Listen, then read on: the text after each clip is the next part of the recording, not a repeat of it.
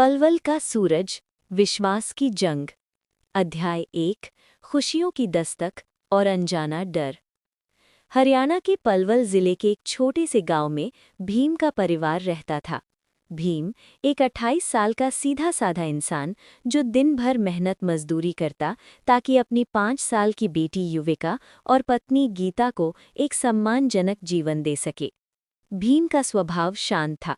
वो हर बात में तर्क ढूंढता था, जबकि गीता स्वभाव से कोमल थी, लेकिन गांव की पुरानी मान्यताओं और टोने टोटकों पर उसका अटूट विश्वास था। 12 दिन पहले ही गीता ने एक बेटे को जन्म दिया था, तेजस। घर में खुशियां तो थीं, लेकिन गीता के मन में एक गहरा अनजाना डर बैठ गया था।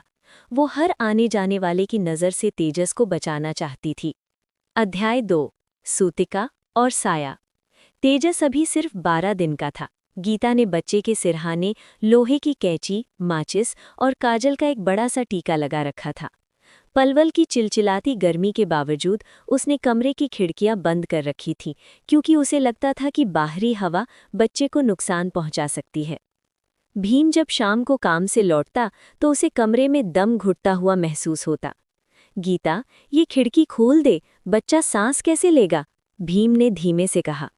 गीता झट से बोल उठी, ना जी, बाहर की हवा भारी है, अभी छठ ही निकली है, सूतिका का समय है, कोई बुरा साया पड़ गया तो मेरा लाल तड़प जाएगा। भीम मुस्कुरा देता और कहता, बावली, साया तो गरीबी का होता है, हवा का नहीं, उसे ताज़ी हवा लगने दे। पर गीता नहीं मानी। अध्याय 3। जब वहम ने ली जगह। 13वें दिन की सुबह तेजस को हल्का बुखार हुआ। भीम ने कहा कि शहर के बड़े अस्पताल ले चलते हैं, पर गीता अड़ गई। उसकी सहेली ने कह दिया था कि बच्चे को नज़र लगी है। गीता ने डॉक्टर की दवाई के बजाय झाड़ फूंक और भभूत पर भरोसा करना शुरू कर दिया। नन्ही युविका अपनी माँ को देख रही थी। वो अपनी गुड़िया लेकर तेजस के पास बैठती और कहती, माँ, छोटा भाई रो क्यों रहा है? क्या इसे दूध चाहिए? गीता रोते हुए बोली, नहीं बेटा, इसे किसी की काली नज़र लग गई है। भीम दिन भर मजदूरी करता रहा, लेकिन उसका मन घर में लगा था। जब वो रात को घर आया तो उसने देखा कि तेजस का शरीर तवे की तरह तप रहा था।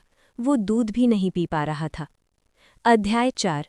पिता का धैर्य और माँ की ममता। गीता, अब बहुत हो गया, मेरा बच्चा मर जाएगा तेरे इन टोटकों के चक्कर में। भीम की आवाज़ में पहली बार ऐसी कड़वाहट थी जिसने गीता को हिला दिया। गीता चिल्लाई, तुम्हें क्या पता माँ का दर्द, मैं इसे बचा रही हूँ।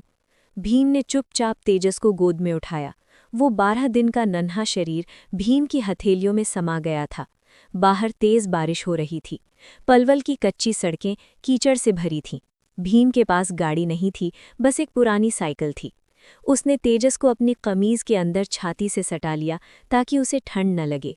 अंजलि, युविका का ध्यान रखना, मैं शहर जा रहा हूँ, कहकर भीम अंधेरी रात में निकल पड़ा। अध्याय 5। वो काली रात। भीम साइकिल चला रहा था। उसके पैर कीचड़ में धंस रहे थे। उसे युविका की मासूमियत और गीता का वहम याद आ रहा था। वो सोच रहा था कि क्यों इंसान ज्ञान के बजाय डर को चुनता है। अस्पताल पहुंचते ही डॉक्टर ने तेजस को ऑक्सीजन पर रखा। डॉक्टर ने कहा, भीम, तुम सही समय पर ले आए। बच्चे को निमोनिया हुआ है और बंद कमरे में रहने की वजह से इन्फेक्शन बढ़ गया था। अगर सुबह तक रुकते तो। भीम के पैरों तले जमीन खिसक गई। अध्याय 6। उजाला। 2 दिन बाद जब भीम तेजस को लेकर घर लौटा तो गीता दरवाजे पर खड़ी थी। उसकी आंखों में पछतावा था। उसने देखा कि भीम के पैरों में छाले पड़ गए थे और उसकी कमीज अभी भी कीचड़ से सनी थी। भीम ने तेजस को गीता की गोद में रखा और सिर्फ इतना कहा, गीता, भगवान ने हमें ये औलाद दी है ताकि हम इसकी ढाल बने, ना कि इसे डर की बेड़ियों में जकड़ दें। नज़र पत्थर को लगती है, इंसान की रूह को नहीं। गीता ने तेजस को गले से लगाया और पहली बार खिड़की के सारे पर्दे हटा दिए। खिड़की से आती ताज़ी हवा ने तेजस के चेहरे पर एक मुस्कान बिखेर दी। 5 साल की युविका दौड़कर आई और भाई के छोटे से हाथ को चूम लिया। पलवल के उस छोटे से घर में अब वहम का अंधेरा नहीं, बल्कि समझ का सूरज चमक रहा था।